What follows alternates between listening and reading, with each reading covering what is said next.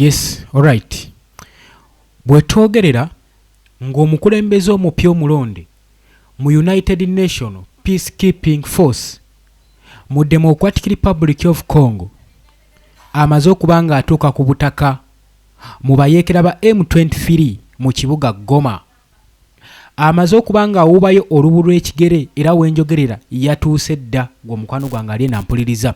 Kyekikola amawulire nti ono olumaze okumulonda n'atteebwa mu ntebe agambye tagenda kubandaaza kasitukiremu ng'eyatega ogw'ekyayi asobole okuba nga alumba enkambi z'abayeekera bano aba M23 nanti ebyetaagisa n'ebibanjibwa bingi oluvannyuma lwa peace talks ezaakava okutujjira mu Switzerland eziteereddwako essuubi oba buli muntu z'ayinamu essuubi okubanga escalation egenda maaso ne instability conflicts mu Democratic Republic of Congo zikomekkerezebwa.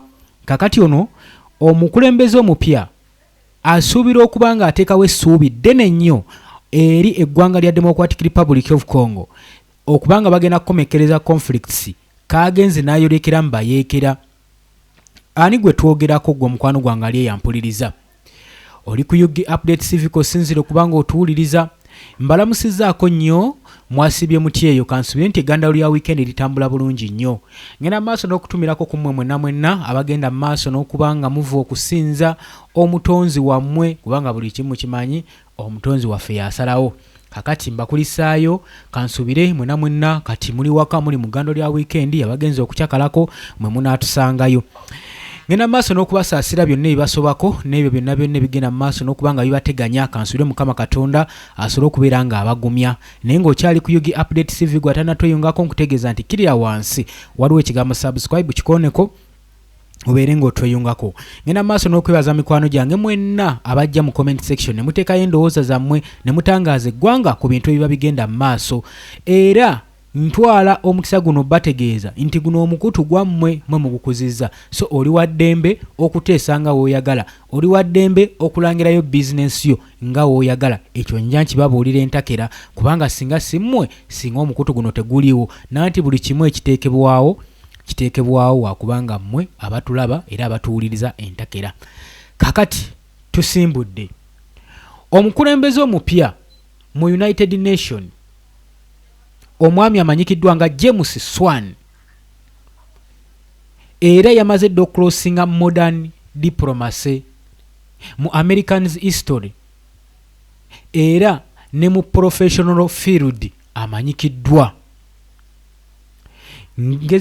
Ngezezaako sooka okubawa ranks ze mu kiti kyagwamu omuntu eyalondeddwa ku kifo kino ekya UN Peace Force Keeping era nga yasindikiddwa mu ggwanga lya Democratic Republic of Congo abeere omu ku bayimirira masekati g'ababiri bano abayeekera ba M23 saako ne Felix Tshisekedi government ya Democratic Republic of Congo. James Swan gwe twogerako yazaalibwa mu 1963 kugambye yazaalibwa mu 1993 ono gwe tuli mu kwogerako era nga mikola y'emirimu gye tazannya musajja mmekete si wa kusaagirako ekyo ky'olina omumanya era atuukidde mu kibuga Goma, ekibuga ekimanyikiddwa obulungi nti kyekyabayeekera ba M23 ekyawambibwa abayeekera kyatuukiddemu gwe mukwano gwange ali eyampuliriza. Lwaki gyatuukidde? Ebibuuzo biyinza okubeera bingi ntiwe ebibuuzo bijja kubeera bingi. Nkugambye yazaalibwa mu mwaka ogwa 1963 era musajja mu America era nga diplomatic era yalondebwa mu March omwaka guno ogwa 2026 nga special representative wa UN Security General era n'alondebwa nga special representative of the UN Secretary General. Nkugambye omwezi ogwakayita mu mwaka guno gwe tulimu yalondebwa okubeera special representative of the United Nations Secretary General. okubanga omu yagenda okubanga bakulira missions ez'okuzza emirembe eza peacekeeping mu Democratic Republic of Congo, era nga y'omu ku bassenkulu b'ekitongole kino ekimanyikiddwa nga MONUSCO. Gye buvuddeko emabega yasaavingako nga United Nations Special Representative for Somalia omwaka ogwa 2019 paka mu 2022, era yasaavingako nga US Ambassador mu ggwanga erya Democratic Republic of Congo mu mwaka ogwa 2013 saako n'omwaka paka ku mwaka ogwa 2016. Mwaka ogwa 2013 paka 2016 gwe twogerako James Swan. Era nga kigambibwa ono y'omu ku balondeddwa okugumbulula, okukwasaganya, okutabaganya bano parties zino ebbiri. Kati nno gwe olowooza ziri party bbiri, zino party ziri nnya. Mulimu Democratic Republic of Congo gye mubalamu ennyo, ne mubeeramu M23 movement abayekera ba M23 abo babiri, ne mubeeramu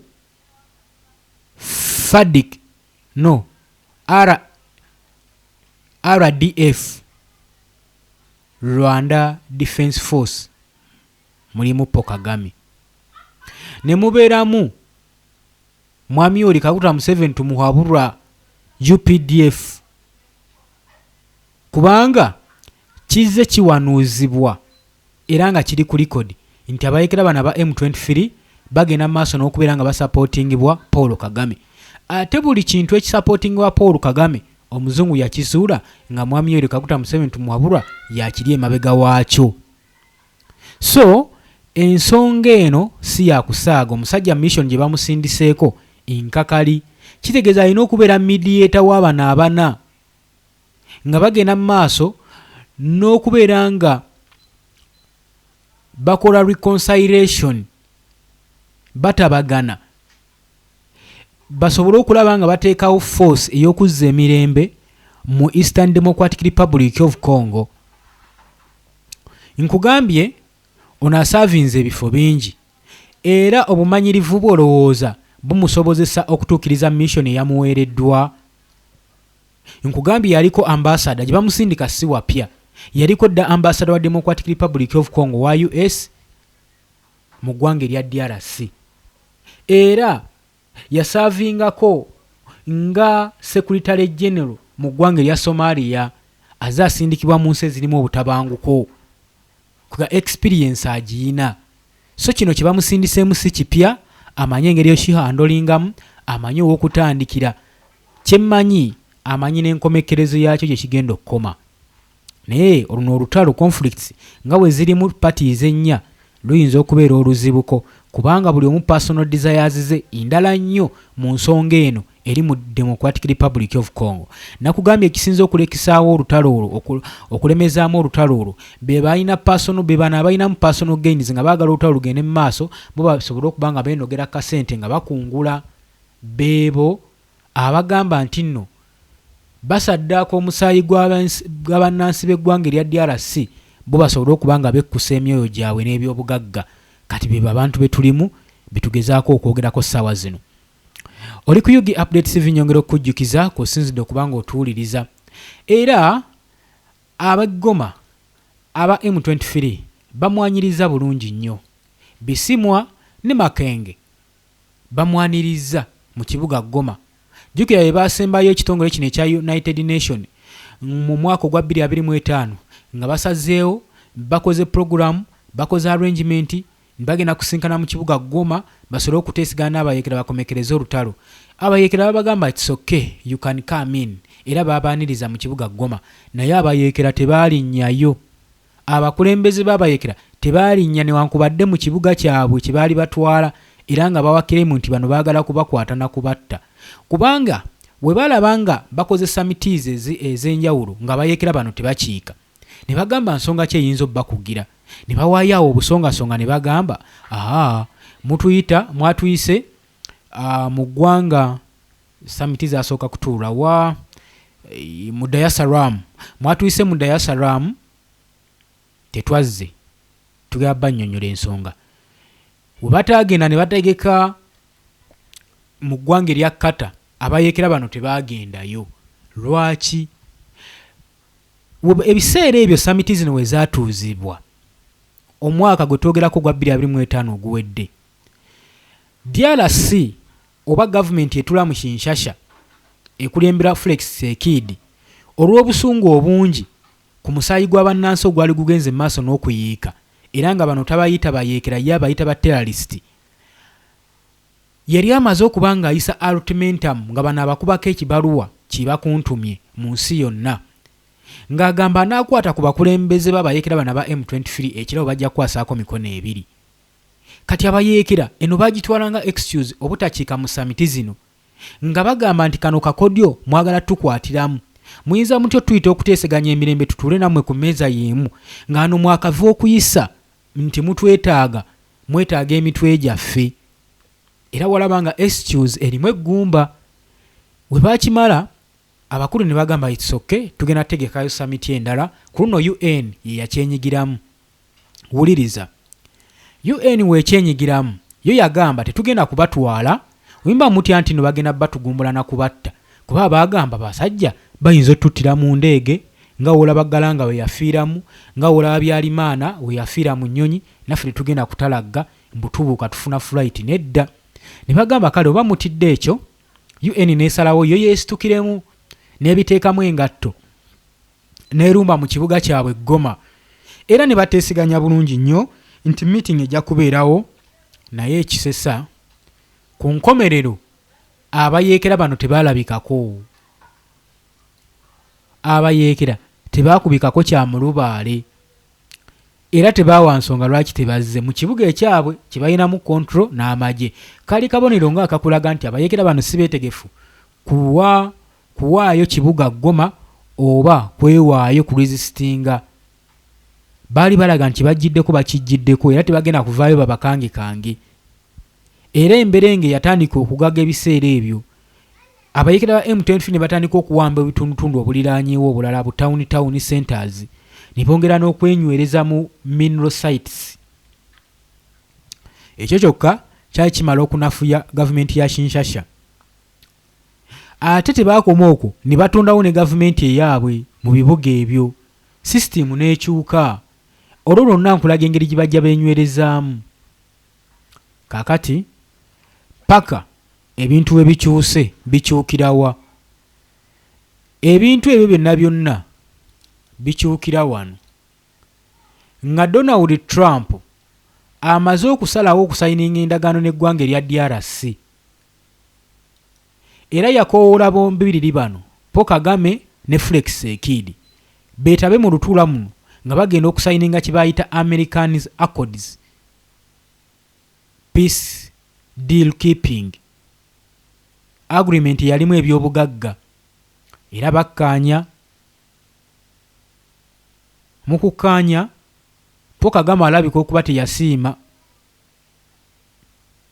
Paulo Kagame teyasiima byava mu lukuŋŋaana era kye twazzaako okulaba tebyali birungi bitwazzaako okulaba nkugambye tebyali birungi buli omu yagenda mu maaso n'okunenya munne Paul Kagame n'abigaana Paul Kagame teyabigaana nga ye naye nga we nkugambye nti ensonga yonna gy'olaba Paul Kagame yeenyigiddemu manya mwami Yoweri Kaguta Museveni tumuhabula yagirimu era ebadde waka ne bateesanya bagaa tokkiriza kumbe mwami Yoweri Kaguta Museveni tumuhabulwa azaalira Paul Kagame akalimu obuwuka Amerika we yalaba nga Paul Kagame yeefudde endagaano gye baakoze agimenyeewo abeefuulidde kye yakola kwe kutandika okuba sanctions eggwanga erya Rwanda era akazito Paul Kagame kaaliko n'eggwanga erya Rwanda kava mu nteeseganya eno ne bamusanctioningira nno ddala kati wuuyo sanction esembyeyo gye bamukubye yakumumma visa talina kuddamu kulinnya kigere kye mu ggwanga erya America saako ne famire ye. Amagye baagagoba mu missions za United Nations, ekyo kimanyi bulungi. Kakati mukwano gwange gwali endagaano weemenyebwa, Donald Trump kye yasalawo ng'amaze okuba nga sanctioninga bano ab'eggwanga erya Rwanda ne babagoba ne mu missions eza United Nations ne operations zonna ne bafirizinga ne assets z'abacommanders mu magye ga Rwanda Defense Force nga bagamba nti bano be bagenda maaso n'okutendeka abayekera ba M23. Era nga Donald Trump agamba singa Paul Kagame tagendera ku accords ezaakolebwa n'agenda maaso n'oziviolentinga, tugenda maaso n'omusanctioninga. Twali tumanyi omusajja asaaga, twabadde tuli awo n'ayisa ekitasoboka okubanga babaninga state, okubanga terinnya mu ggwanga, ekyo kiralamuko si kyangu. Kitegeeza Trump yalumidde ddala takyeyina kyeyeetaaza Paul Kagame. Era nga Paul Kagame we yakyogera n'agamba these people are not interested in me, they have interest in someone else. Newankubadde yeekwasa nti bannange ndi mu kwetangira Sematale yaliwo mu 1994 Rwanda genocide abahutu bayingira mu Democratic Republic of Congo. Tulabye abanyamurenge jjuzi nga bagenda maaso n'okuweebwa ssente mu ggwanga erya America, bagende maaso n'okwekalakasiza ku street ne ku White House nga bakireyiminga mbu bakooye okubanga DRC egenda maaso n'okutta abanyamurenge abawangalira mu Highlands mu Eastern Democratic Republic of Congo. Donald Trump n'agamba tonda banga eyo nno ye yazadde kalumanywera ne bagenda maaso n'okusanctioninga Paul Kagame obutaddamu kulinnya kigere kye ku ttaka ly'eggwanga erya America. Ako kategedde. Era Donald Trump yatandika okubeera nga amawanga aw'eggwanga lino erya DRC ebyokulwanyisa bagende maaso n'okubeera nga balwanyisa abayekera ba M23 yonna gye beekukumye. Era kino kibaddewo, abawadde zi drones, abawadde equipments, drones bazibakubye, tebatuuka n'okubanga babattamu omuyeekera, batuuse okubanga babattamu ssaabayeekera omwogezi w'aba M23. Era mu ntandikwa y'omwaka guno yaweta dda. Ebyo byonna achievements ezikoleddwa ezirabikiddwako mu kusayininga agreement eno. Oba ekyo ekintu okitegedde. Kakati oluvannyuma lw'okubattamu ne bagugumuka ne bagana mumanyi twetaagayo peace talks. Abayekera ba M23 bennyini be bagyesabira ne bagamba it's okay, tugenda gitegeka. Naye ku guno omulundi muddayo mugenda mu kkata, bakkiriza okugenda mu kkata. Naye olw'okuba nti nno wabaddewo olutalo olugenda mu maaso mu Middle East olwa Iran saako ne Israel ne America, mediation zino oba summit eno teyatuuzibwa mu kkata, yatwalibwa mu Europe. Era waliwo okusooka okusikaŋŋana omuguwa ng'abayekera balina osooka baliniwalinga passport zaabwe okugenda mu Europe. Kyokka nga Felix Tshisekedi agamba tagenda kikola. Naye olw'okuba omusajja wattu yali asinga okwagala emirembe mu ggwanga lye, yasalawo akikole. Era ne boolekera mu ggwanga erya Switzerland ne bagenda ne bakola peace agreement, ne bagenda muteesega bye baateeseganyaako first priorities, basooke bateba prisoners of war obutasukka nnaku 10 bombiriri bano. Era kigambibwa nti kyenkana ogeraageranya omutwalo nga gumu ogw'abasibe abayekera ba M23 baali bayina. Era batandika process eno. Ze zimu ku agreements ezaali zikoleddwa okuva mu Switzerland. Saako n'okuwa respect ya ceasefire. Kati ki ekireeta James Swam mu Democratic Republic of Congo mu territories ez'abayekera ba M23? Kakati nno byenzirako okukuwa gwe mukwano gwange ali eyampuliriza. Oli ku Yugi Update Civic Sinzido Bango otuwuliriza. Ono omukulembeze omupya yakalondebwa James Swan nkugambye ye agambye ayolekedde mu kibuga Goma era yatuuse dda. Ono y'omukulembeze omupya agenda okubanga akulira mission zonna eza UN ezigenda okubeera nga zeenyigira mu kuzza emirembe mu Democratic Republic of Congo nga baba MONUSCO. Era yamaze dda okwabula enkoko yagikutte mumwa ku lunaku olwokutaano yali amaze okuba nga atuuka mu kibuga Goma. Mu ssaawa ezasooka kigambibwa nti yasookera mu Eastern Country era nga kigambibwa nti yalina okusinkana abayeekera bano aba M23 abawangalira mu Democratic Republic of Congo ne mu region zonna ze bagenze maaso n'okuwamba. Era yagamba UN yayaniriza nnyo progress eno eyagenda maaso n'okukolebwa kwa agreement okusobola okulaba nga bataasa eddembe ly'obuntu, omusaayi okugenda maaso n'okuyika mu Democratic Republic of Congo, ng'agamba weetaaga wateekebwewo juridical protection era ekyo yakisanyukira nnyo. Juridical protection eteekebwewo era ekyo kibadde kikolebwa. So mu bufunze alinga zo okumonitaringa ensonga zino okulaba nga ziteekebwa mu nkola, ddala agreement amaanyi gaabwe tegabafiira bwereere. Era n'agenda maaso n'okwenkaleginga parties zino ebbiri ziwangane ebitiibwa n'okuwa ekitiibwa commitments ze baakola, nti olwo agreement esobole okubeera nga econcludingibwa, eshiftingibwe era nga balaba okubonaabona nga kukomekkerezebwa eri abantu ne population eneme kuddamu ku affectingibwa, conflicts ziggwewo. Ye kye kisinza omutwalayo mu kibuga Goma. Agamba y'ensonga wakindi sikinze. Era okukyala kwe kuzze mu kaseera wakati w'okubanga beetaagisa okumonitaringa ceasefire ne mechanism ne ku strugglinga okugenda maaso ne transactions ez'okubanga bawanyisiganya abasibe. Era kino kijjayo akabonero akalaga weight n'obuzito process eno gy'erimu nti esitudde omukulembeze w'ekitongole ekiramba bekkanye process eno ng'egenda mu maaso.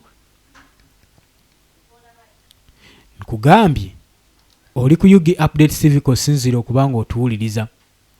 Gwatannatweyungako gutegeeza nti kirira wansi waliwo ekigambo subscribe kikoneko obeere ng'otweyungako. Embeera weetyo weegenda mu Democratic Republic of Congo naddala mu Eastern Region.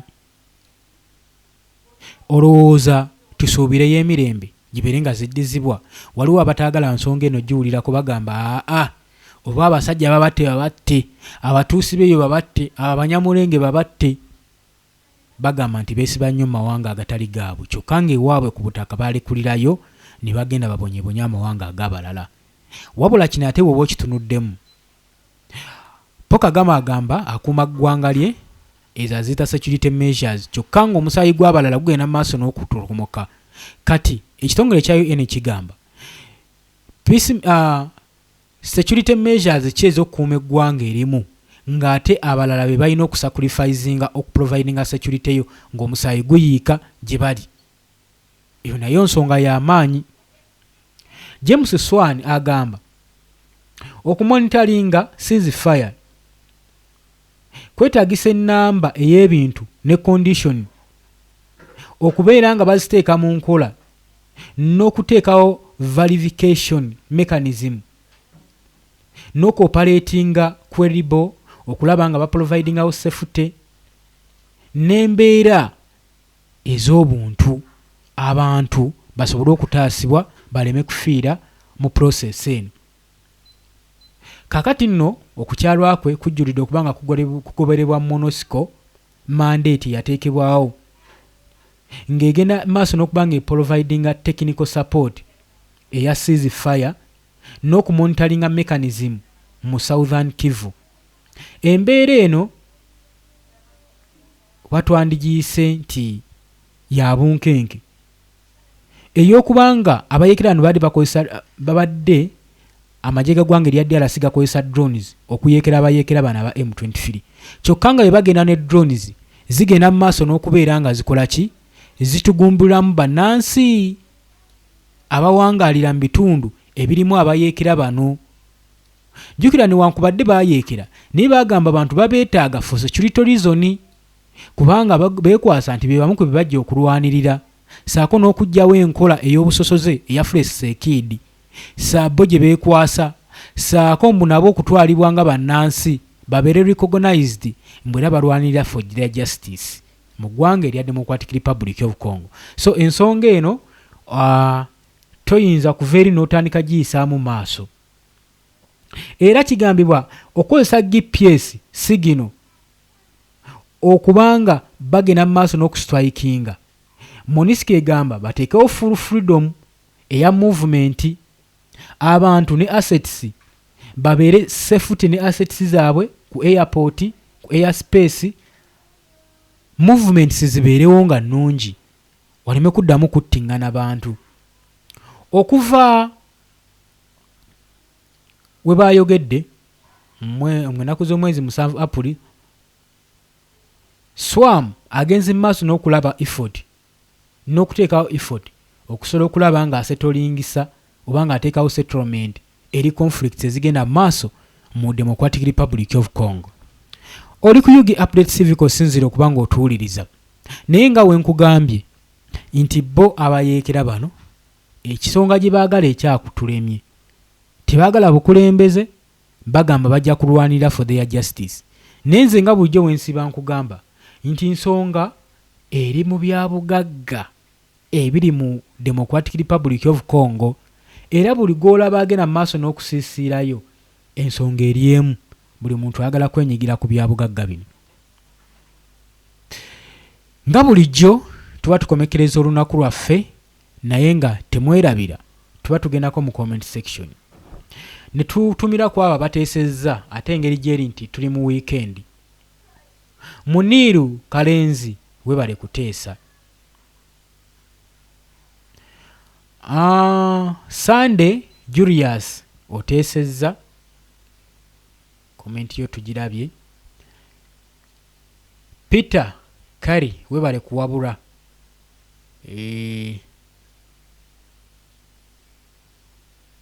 Waliwo omulala wano.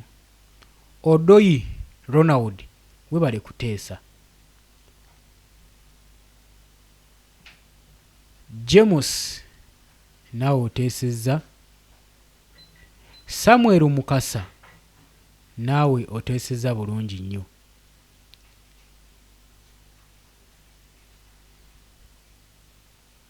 Samuel nakumaze, Mukasa, James nawe tukumaze, Harufa John Paul webale kuteesa.